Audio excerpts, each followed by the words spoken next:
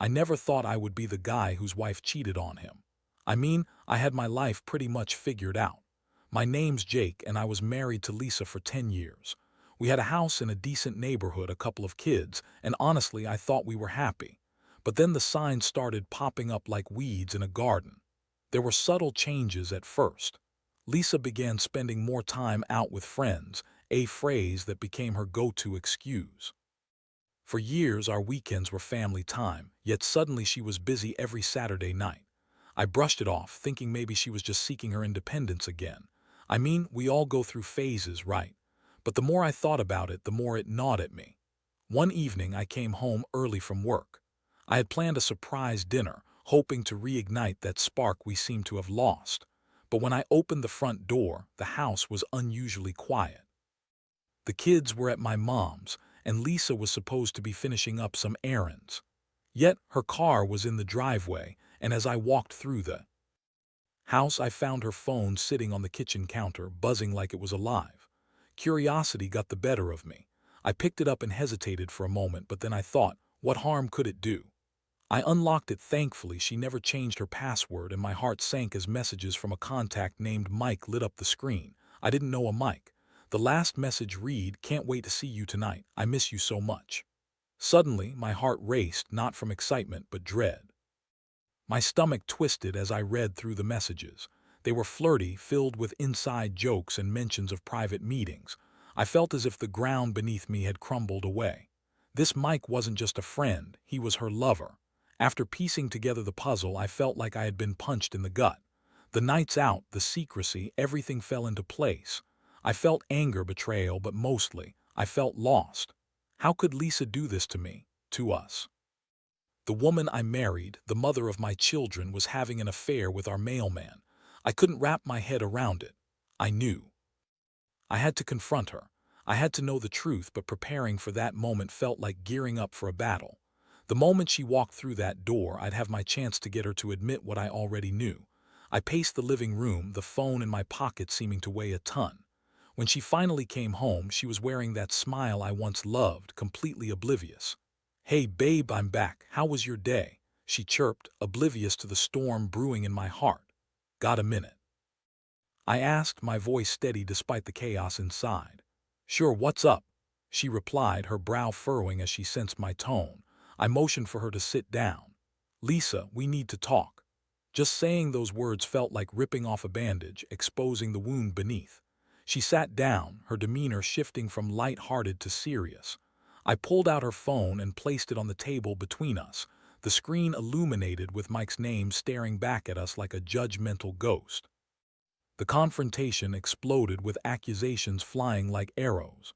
I could see the shock on her face as she repeatedly denied everything, crafting excuses that seemed to unravel as quickly as they appeared. "Jake, you're overreacting. It's just a friend. You know how I get with my close friends," she pleaded, trying to maintain her composure. But I wasn't buying it anymore. I wanted to believe her, I really did, but the words felt hollow. I watched as she fought to weave her web of lies, and with every excuse, the anger inside me only grew stronger. It was hard to look at her, the woman I had once trusted with my whole heart, now lying right in front of me about something so significant. The conversation spiraled, and soon turned into an argument. I felt more betrayed than angry, more heartbroken than enraged. I was left standing there, feeling like a fool who had trusted too much, invested too deeply in someone who didn't care enough to be honest. As the dust settled, I realized this was just the beginning of what would be a long and painful road ahead. I had to decide what to do next, how to move forward from this heart-wrenching betrayal. But one thing was clear: I wasn't going to let this destroy me. I needed to strategize my next steps. I reflected on my life with Lisa and started thinking about what I wanted. It was time to take control of my situation, to turn the tables. There was a lot more to unpack here, and I was ready to ensure that I no longer felt like a victim. That night, as I lay in bed, I contemplated my future. I wasn't going to move out just yet. No, I decided there was a different route I would take. A plan began to form in my mind. I would make my next move carefully and with intent. The thought of revenge brewed in the back of my mind. I realized how powerful that feeling was, and I had never considered myself vengeful. But here I was, ready to strategize. Life was about to change dramatically, and I would emerge from this stronger than ever. Part 1 concluded. The next few days were a blur. I kept replaying the confrontation in my mind, the way Lisa's face contorted from shock into defensive sarcasm. She tried to act as if nothing had changed, but I could see through her facade. I wasn't sure how I was going to endure living under the same roof with someone who betrayed me so profoundly. But for now, I had to bide my time. I decided to keep things as normal as possible for the kids. I didn't want them to sense the tension or feel the fallout of our crumbling marriage. So I put on a brave face, engaging in family activities while my mind raced with plans for my next move. I needed to find a way to reclaim my life. Lisa was still acting like everything was fine, even suggesting date nights to rekindle our romance. It was almost laughable, the irony of her trying to fix things while knowing she was still in contact with Mike. But I wasn't going to let her manipulate me any longer. I had to be strategic, gather more information before making a decisive move. During my evenings alone, I began to do some research. I found a private investigator who specialized in infidelity cases. It felt a bit extreme, but at the same time, I wanted concrete proof of her betrayal. I couldn't rely solely on those messages. I needed to know how deep this rabbit hole went.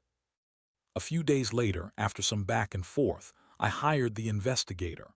The adrenaline rush of making that decision was intoxicating, stepping into a role I never thought I would have to play. I felt like I was gaining control over a situation that had spiraled out of my hands.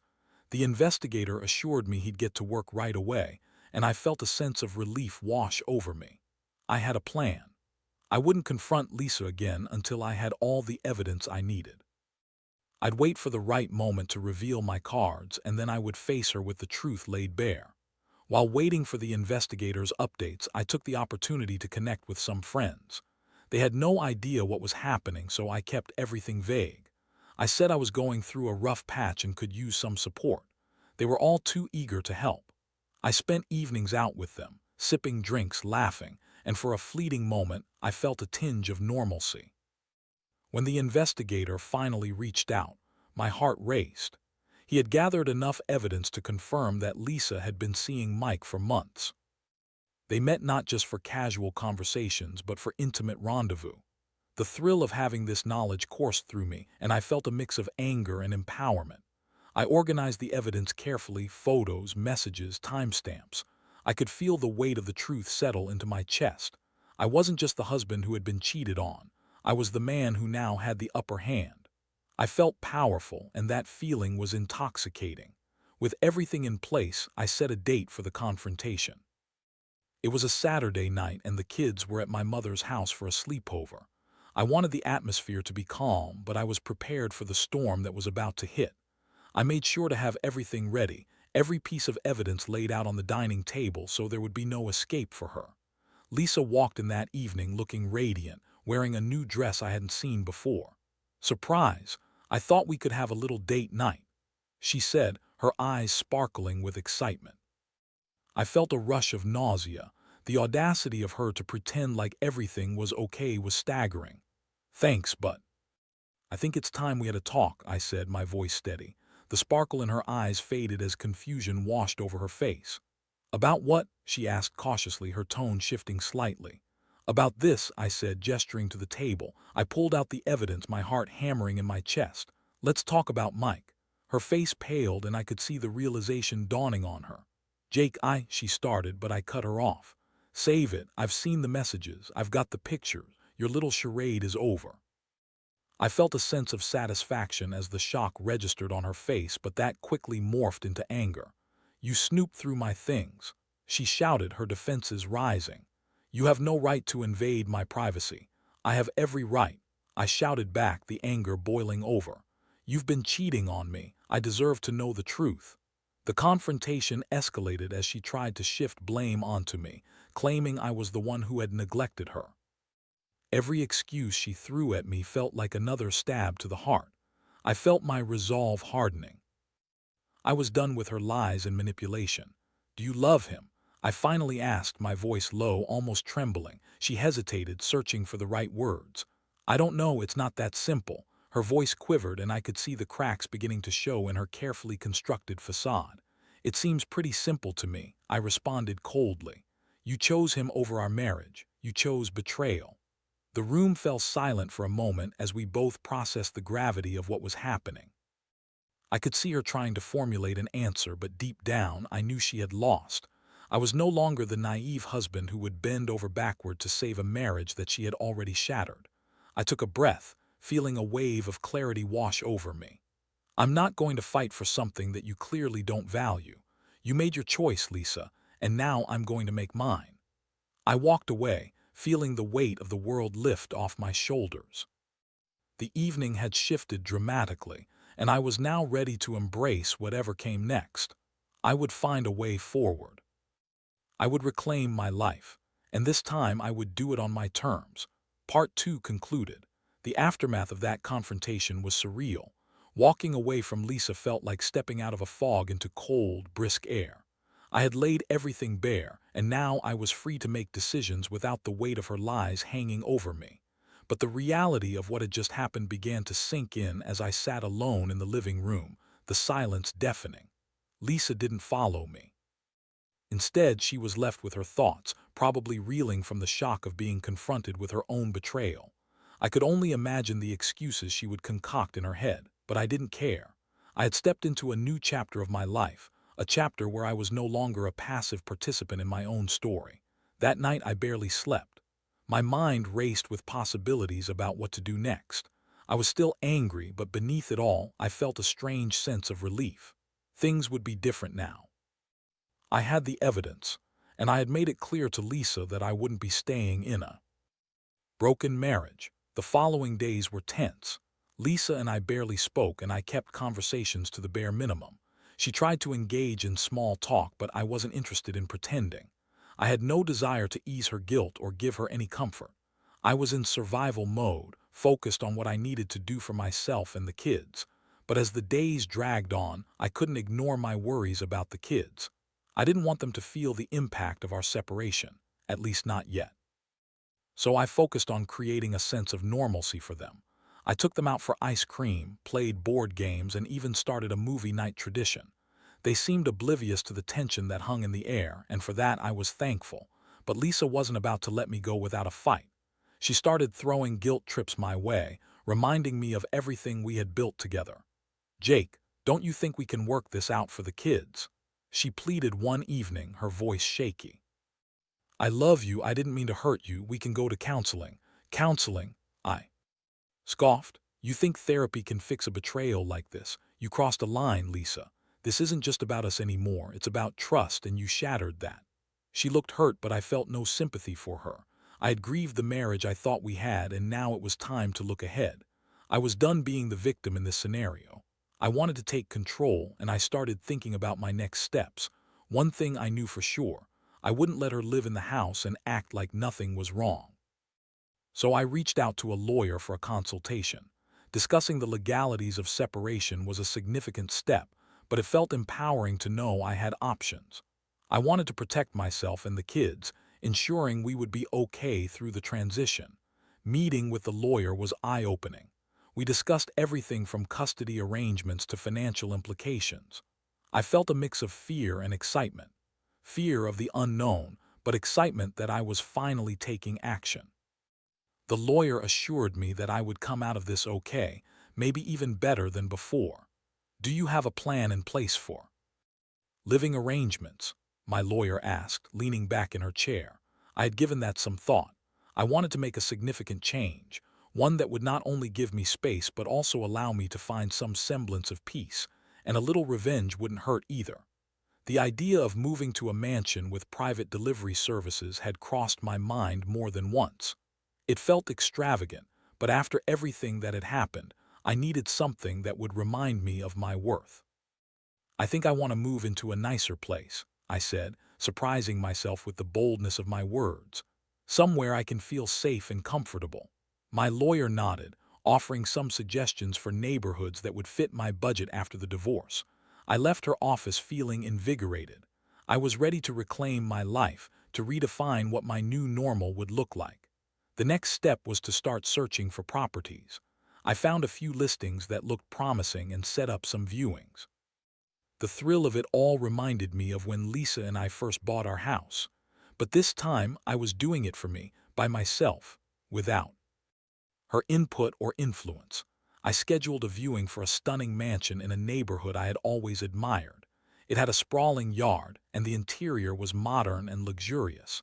I could already envision myself hosting the kids' friends for playdates, creating new memories far removed from the bitterness of my marriage.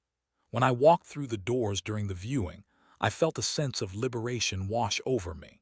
This was going to be my space, a place I could make my own and where I could find healing. I pictured the kids running around, the laughter echoing through the hallways. It was a stark contrast to the tension-filled home I'd spent the last few weeks in. As I walked through the grand living room, I could almost feel the weight lifting off my shoulders. I knew that moving here wouldn't erase the pain I felt, but it would serve as a fresh start, a new chapter in my life. I decided right then that I would make an offer. Later that evening, I returned home to Lisa, who was pacing around the kitchen, clearly anxious. "What's going on with you, Jake?" she asked, trying to keep her voice casual but failing miserably. "You've been acting weird." I looked at her, feeling a mix of sadness and resolve. "I'm moving out, Lisa. I found a place." The look on her face was a mixture of shock and anger, and for a moment I felt a flicker of guilt, but it quickly faded. I had to think of myself and the kids. "You can't be serious," she snapped. "What about the kids? You think just leaving is the answer?" "Staying here is not an option anymore," I stated firmly. "This is about more than you and me. The kids deserve stability, and I need to make sure they don't have to witness this toxic situation." The fight that ensued was exhausting. Lisa raged, cried, and begged me to reconsider, but I stayed firm. I wasn't going to let her emotional manipulation sway me. I had been the victim for far too long, and now it was time for me to regain my power.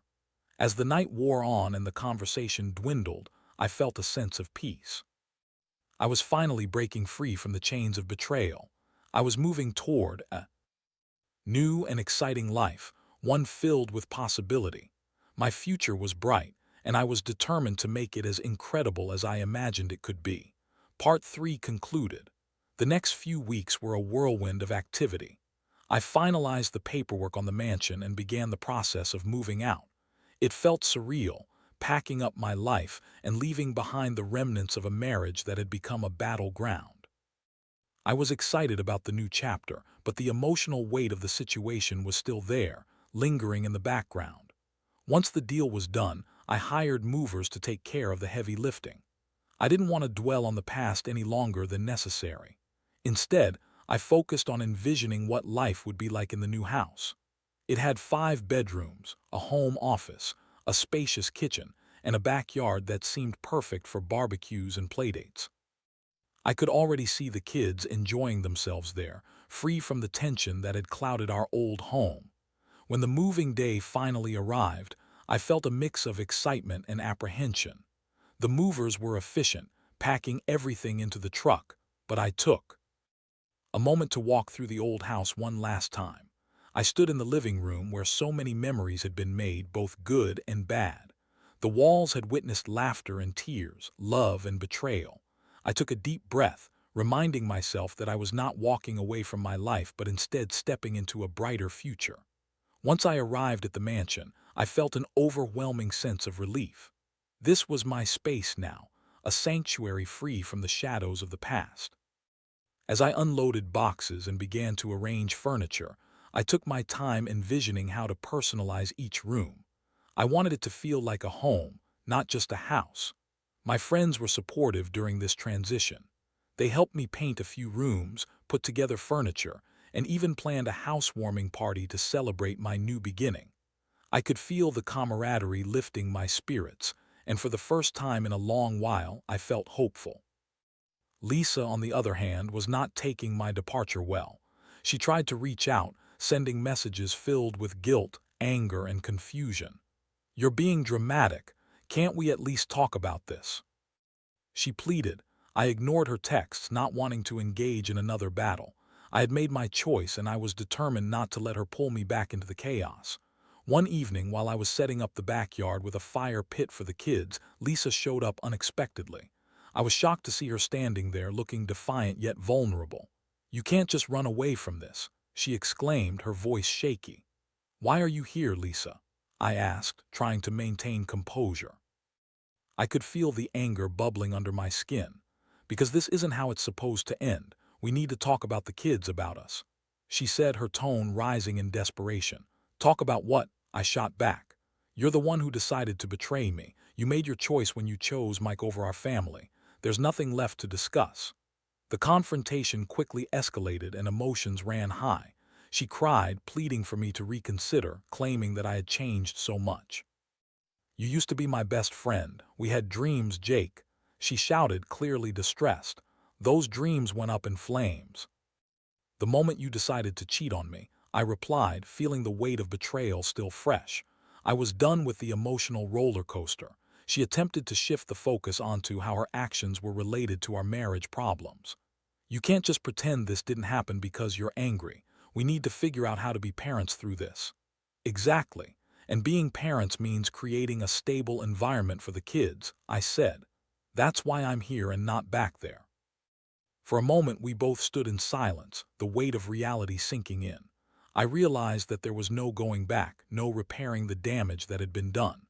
The relationship had changed fundamentally and I needed to accept that. "I'll always care about you because of the kids," I said softly, my voice steadying. "But I'm not going to sacrifice my happiness for you to feel comfortable." As I turned to walk away, I felt a mix of sadness and relief. This was the final nail in the coffin of our relationship. From that day forward, I made a conscious effort to focus on co-parenting without letting Lisa's emotional turmoil affect my newfound peace. The days turned into weeks, and soon enough, I was settling into my new routine. I created a schedule that balanced work and family time, ensuring that the kids felt secure and loved. We explored the new neighborhood, made friends at the local park, and I started to rediscover pieces of myself that had been buried under the weight of my former life. In the evenings, I began working on personal projects that I had long neglected. I took up cooking as a form of therapy, experimenting with new recipes and inviting friends over to share meals. I found joy in these simple pleasures, and the more I poured my energy into rebuilding my life, the more fulfilled I felt. As time passed, Lisa's attempts to reach out dwindled. I could tell she was struggling, but I had learned the hard way that I couldn't fix her. I had to prioritize my own well-being and that of our children. I encouraged her to seek help, to talk to someone who could support her through the emotional fallout of our divorce. I couldn't be her crutch any longer. One Friday night, I hosted a small gathering. At my new home, friends filled the living room, laughter echoed through the air, and I felt a sense of normalcy return. It was a stark contrast to the lonely nights of the past few months. As I watched the kids playing in the backyard, I realized how far I had come. I was no longer just surviving, I was thriving. That night, with friends around and the warmth of the fire pit glowing, I took a moment to reflect on everything that had happened. I had faced betrayal and pain, but I had also discovered strength and resilience. I was ready to embrace whatever came next, no longer defined by my past. As the night wound down, I felt a sense of gratitude wash over me. I had learned important lessons about love, trust, and the power of self-worth. I wouldn't let anyone diminish my value again. I was ready to step into the future with open arms, ready to create a life that I could be proud of. Part 4 concluded. Life in my new home continued to unfold in ways I never expected. With each passing day, I felt more grounded and more like the person I had always wanted to be, someone who was strong, resilient, and capable of moving forward despite the past's turmoil.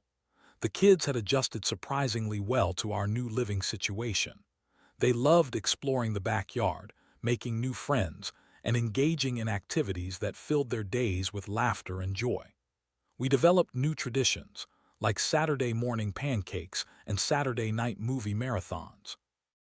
I cherished these moments, realizing how crucial it was to build a solid foundation for them during this transition.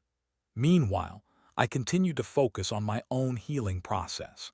I started attending a support group for individuals going through divorce, where I could share my experiences and hear from others facing similar challenges. It was refreshing to be surrounded by people who understood the emotional roller coaster I was experiencing. We discussed everything from co-parenting to rediscovering ourselves after a relationship's end. One evening at the group, a woman caught my eye. Her name was Sarah, and she had a warm smile that seemed to radiate kindness. She was navigating her own separation, and we found ourselves gravitating toward each other during breaks. We would share stories, laughter, and even mutual frustrations over our former spouses. There was an undeniable chemistry that developed, something I hadn't felt in a long time. After a few weeks of attending group sessions, I mustered the courage to ask her out for coffee. We met at a cozy cafe, and our conversation flowed effortlessly. I found myself opening up about my life, my kids, and the upheaval I had recently experienced. She did the same, and it felt liberating to connect with someone on such a genuine level, someone who understood the challenges of moving on after heartbreak. As our connection deepened, I found joy in small moments, sharing stories about our kids, discovering similar interests, and laughing about our past relationships. I'd nearly forgotten how nice it was to share a laugh with someone. Sarah had this way of making me feel at ease, and I appreciated how our interactions felt real and unforced. However, as I began to explore this budding relationship, I was also confronted with guilt. I still had lingering feelings about my marriage and the pain Lisa had caused me. I found myself torn between wanting to pursue something new and the fear that I was moving on too quickly. I confided in my support group about my feelings, and they reminded me that it was okay to seek happiness again, to allow myself to heal and grow. As the weeks continued, Sarah and I grew closer. We went on outings with our kids, blending our families in a natural way that felt right. I could see how much my children enjoyed her company, and I was grateful for how easily she connected with them. It felt like a breath of fresh air, and for the first time since the divorce, I began to dream about a future that included love again. But just when I thought life was settling into a new rhythm, I received a text from Lisa that shook me to my core. "Can we talk? I've been doing a lot of thinking and I don't want to lose our family." The message was simple, but it carried the weight of everything we had been through. I felt a mix of emotions, anger, confusion, and even a flicker of hope that perhaps she had come to understand the damage she had caused. That night, I sat up late, weighing my options. Part of me wanted to scream, "What makes you think you can just waltz back into my life?" But another part of me was curious about what she had to say. I decided to give her the benefit of the doubt. After all, we shared children, and if she genuinely wanted to work toward co-parenting, perhaps there was a possibility for some level of reconciliation, though not in the way she probably hoped. The next day, I agreed to meet her at a local park. I arrived early, feeling anxious and unsure of what to expect. When Lisa finally arrived, her demeanor was different. She seemed more vulnerable and less defensive. As we sat down on a bench, I could see the weight of guilt in her eyes. "Jake, I've had time to think about everything," she began, her voice softer than I remembered. "I know I messed up and I've been going to therapy. I realize how badly I hurt you and the kids. I'm sorry." I listened, feeling a swirl of emotions. Part of me wanted to believe her, to hope for some reconciliation. But another part of me was cautious, knowing that words alone wouldn't heal the wounds she had inflicted. "I appreciate you saying that," I replied carefully. "But this isn't just about us anymore. It's about the kids, and they deserve consistency and stability. I need to know that you're going to be the mother they need, not just when it's convenient for you." "I understand," she said, nodding earnestly. "I've been working on myself. I want to be a better person for them. I want to be a better co-parent." I studied her face for a moment, searching for any signs of deceit, but all I saw was a woman who seemed genuinely remorseful.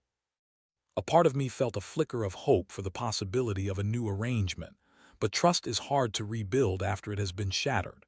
"I think we can work together as co-parents if you genuinely mean what you're saying," I replied cautiously. "But it's going to take time for me to regain my trust. I won't tolerate any more lies." She agreed, and we spent some time discussing how we could create a more structured co-parenting plan. It felt like a step in the right direction, but I couldn't shake the unease that lingered in the back of my mind. As I walked away from that meeting, I couldn't help but wonder if I was being naive. I had been burned once, and it was going to take time to heal from that. But with Sarah in my life, I was reminded that I didn't have to settle for anything less than I deserved. I was ready to embrace the future, but I needed to keep my guard up with Lisa. Over the next few weeks, I focused on balancing my interactions with Lisa while nurturing my relationship with Sarah. The kids thrived in the new environment, and I found myself feeling more at peace than I had in a long time. However, I knew that the road ahead would still be rocky. I had to remain steadfast in my determination to protect my well-being and that of my children. As I embraced this new chapter, I was ready for whatever challenges lay ahead. Part 5 concluded. The weeks following my conversation with Lisa were a delicate balancing act. I was cautiously optimistic about our newfound co-parenting relationship, but I remained aware that trust takes time to rebuild. I set clear boundaries for our interactions, ensuring that our communication revolved around the kids and their well-being. As challenging as it was, I was determined to keep my emotions in check. Meanwhile, my relationship with Sarah continued to deepen. She had a gentle way of encouraging me to open up without pushing me too far too fast. It felt good to be vulnerable again, to share my thoughts and fears, knowing she would listen without judgment. Our kids enjoyed spending time together, and I could see how their laughter echoed in the halls of my new home, creating a sense of harmony I had longed for. One evening, as Sarah and I prepared dinner together, I found myself stealing glances at her. She was chopping vegetables, humming to herself, and her happiness was infectious. I felt a warmth spreading through me, a feeling I had almost forgotten existed. I reached over and touched her hand, our eyes locking for a moment. In that instant, I knew I was ready to embrace this new chapter fully. "Hey, I really enjoy spending time with you," I said, feeling a bit shy.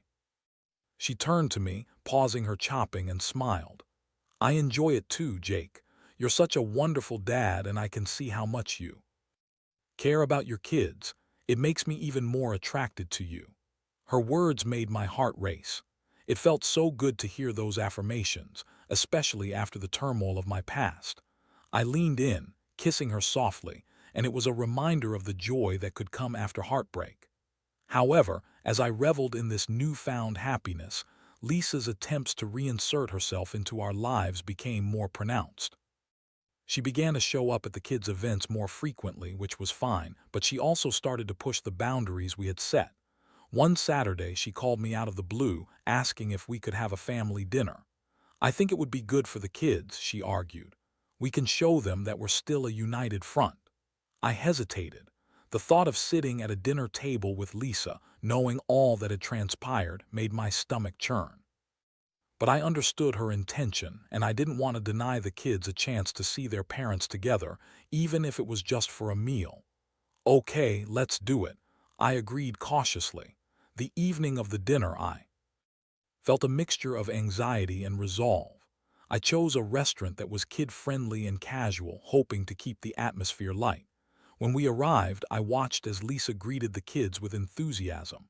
They hugged her, clearly excited to have both parents together. I tried to put aside my apprehensions for their sake. As we sat down, the conversation started off in a friendly manner. We talked about the kids' school projects, their sports activities, and their friends. But as the evening wore on, I could feel the tension creeping in. Lisa kept glancing at me, searching for a reaction, maybe hoping to rekindle something that had long since died. At one point, she leaned in slightly and said, "I really miss the family we used to be." I felt my heart harden. "Lisa, we can't go back to that. You made choices that changed everything for us." Her expression shifted, and I could see defensiveness creeping back in. "You're not giving me a chance to show that I've changed," she shot back. I took a deep breath, striving to maintain my composure. "This isn't about you or me, Lisa. It's about the kids, and right now they need to see us as healthy co-parents. They don't need to witness the tension between us." The conversation quickly spiraled into an argument. I felt anger rising as Lisa kept pushing, trying to make me feel guilty for moving on. But I stood my ground. I refused to let her manipulate me or draw me back into the emotional turmoil I had fought so hard to escape. After the dinner, I drove the kids home, feeling drained. "Dad, that was fun," my daughter exclaimed, breaking the silence in the car. "I love it when we're all together." I forced a smile, but deep down, I knew this wasn't sustainable. I had to put more effort into establishing clearer boundaries with Lisa. I needed to protect the life I was building with Sarah while ensuring my kids felt secure and loved. The next day, I called Lisa and requested a meeting. I needed to lay down some ground rules for our co-parenting arrangement. "Lisa, I think we need to have a serious conversation about our boundaries," I stated firmly. "We can't keep mixing our emotions into this. The kids need stability and we can't give that to them if we're constantly at odds." She sighed, clearly frustrated. "You're right, I've been struggling too. I just thought if we worked on things together we could find a way back to each other." "I don't think that's possible," I replied gently but firmly.